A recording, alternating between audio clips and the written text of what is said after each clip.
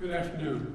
Today, the people of Israel are under attack, orchestrated by a terrorist organization, Hamas. In this moment of tragedy, I want to say to them and to the world and to terrorists everywhere that the United States stands with Israel. We will not ever fail to have their back. We'll make sure that they have the help their citizens need and they can continue to defend themselves. You know, the world's seen appalling images. Thousands of rockets in the space of hours raining down on Israeli cities. I got up this morning and started this at 7:30, 8 o'clock, my calls. Hamas terrorists crossing in Israel, killing not only Israeli soldiers, but Israeli civilians. In the street, in their homes, innocent people murdered, wounded, entire families taken hostage by Hamas.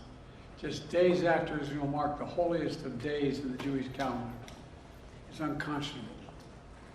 You know, when I spoke with Prime Minister Netanyahu this morning, I told him the United States stands with the people of Israel in the face of these terrorist assaults.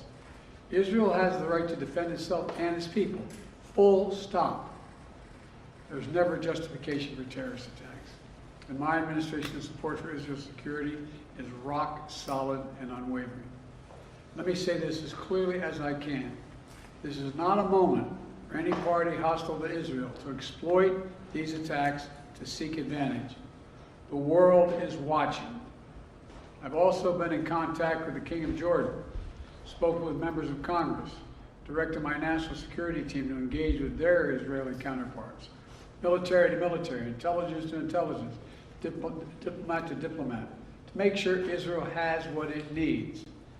I've also directed my team to remain in constant contact with leaders throughout the region, including Egypt, Turkey, Qatar, Saudi Arabia, Jordan, Oman, the UAE, as well as our European partners and the Palestinian Authority.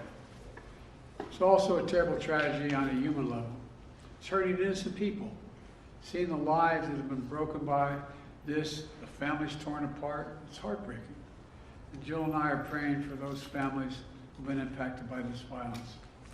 We grieve with those who've lost their loved ones, lost a piece of their soul. We have hope for swift recovery for many who have been wounded. But we're going to remain in close touch with Prime Minister. I personally am going to remain in close contact with Prime Minister Netanyahu as this situation continues to develop. And let there be no mistake, the United States stands with the state of Israel, just as we have from the moment the United States became the first nation to recognize Israel 11 minutes after its founding 75 years ago. Thank you very much. Mr. President, was there an intelligence failure in the lead up to this attack? Mr. President, can you tell